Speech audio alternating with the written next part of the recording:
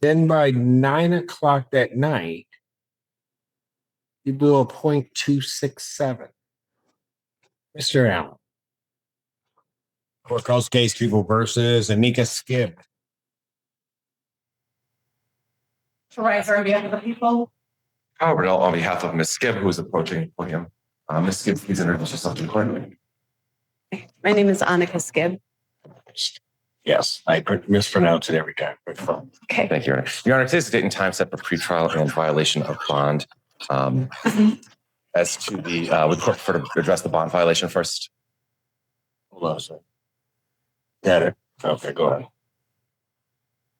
Would the court prefer to address the bond violation first or the pretrial?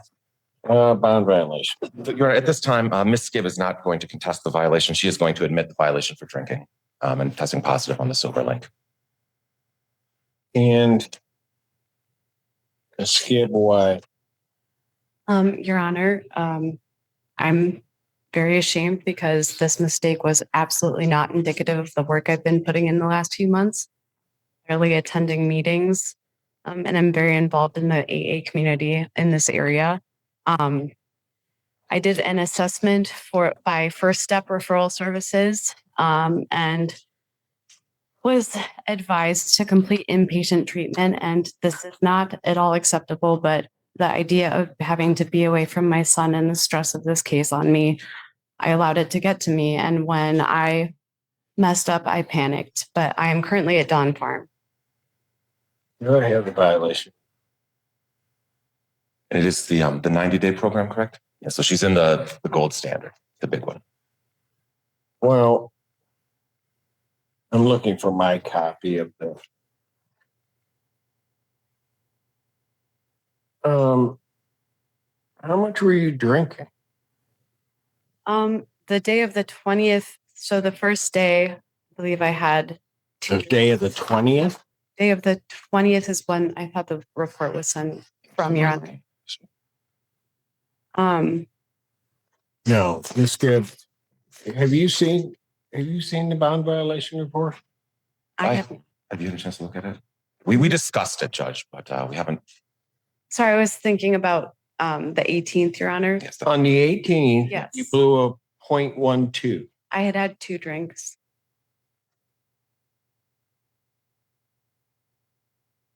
Was immediately after, I believe so.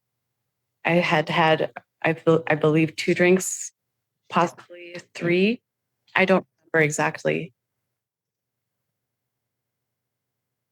Then immediately after that, basically through that was at 10:33 when you blew those numbers. And then basically into the early morning of the 19th, you missed your testing. Correct.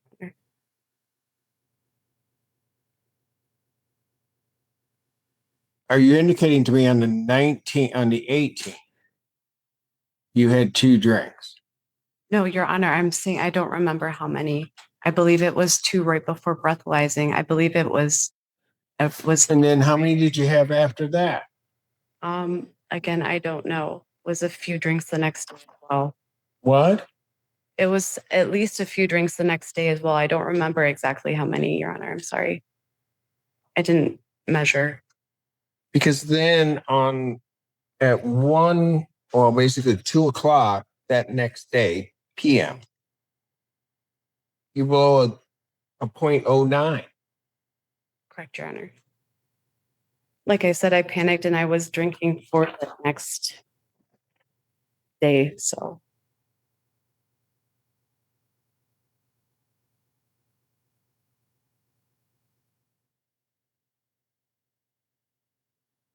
You kept not retesting as it's required. And then by 9 o'clock that night, you blew a .267. Mr. Allen.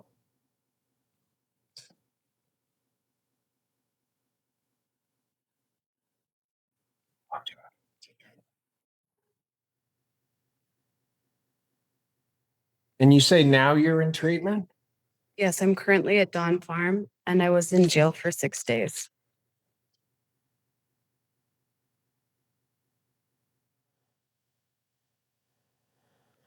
Anything else you want to say? Your Honor, Ms. Skip has been very honest and open with me about this and about her problems with her drinking. She is at, like I said, she is at Dawn Farm. From my understanding, I believe it is going to be effective and correct me if I'm wrong, eager to get back on track. She is deeply regretful and remorseful of her mistakes. She's been honest with me the whole time, and I don't believe she's tried to hide this at any point. But we are asking that, Your Honor, that she be allowed to return to Dawn Farm rather than the custody of the county today.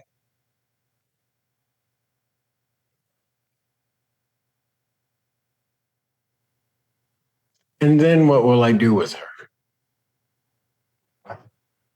Your Honor, I suppose let's see what happens at Dawn Farm after 90 days.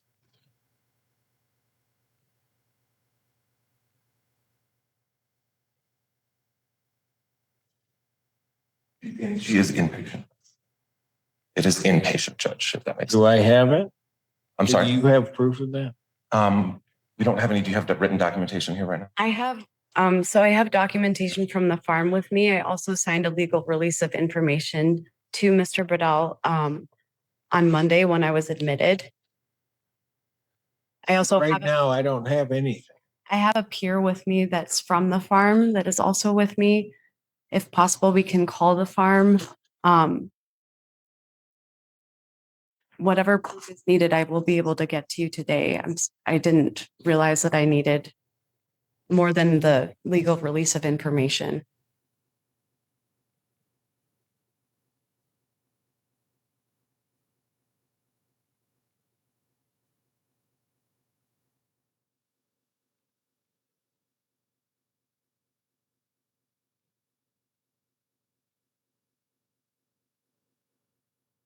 Well, somehow or another, that information has got to get to me, but this, based upon the violation that I see, defendant's bond is revoked.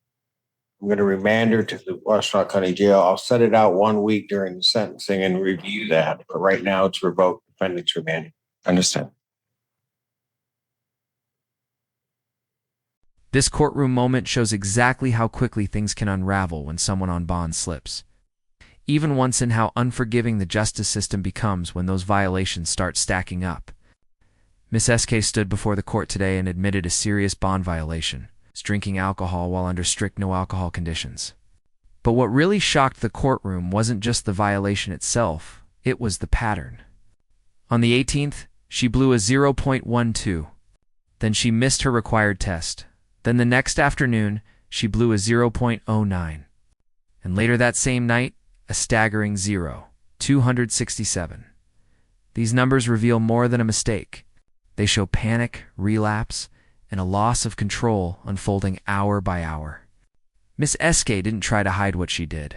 She explained that she'd been working hard in her recovery, attending AA meetings, and trying to rebuild her life. But the stress of the case, fear of losing her son, and the emotional pressure overwhelmed her. She panicked. She spiraled. And she drank again. Her honesty was real and heartfelt. But in the courtroom, honesty doesn't erase consequences. Bond isn't a suggestion. It's a legal contract. And once a defendant violates those terms, especially multiple times in a short window, the judge's flexibility shrinks to almost zero. Her attorney asked the judge to allow her to return directly to Dawn Farm, a well-respected 90-day inpatient treatment facility. In fact, she said she was already admitted and ready to continue treatment. But here's where the legal system becomes brutally strict. She didn't have the documentation. No printed proof. No confirmation. No verifiable paperwork in front of the judge. And in a courtroom, promises aren't enough. The judge can't rely on "I'm there" or "I can get the paperwork later."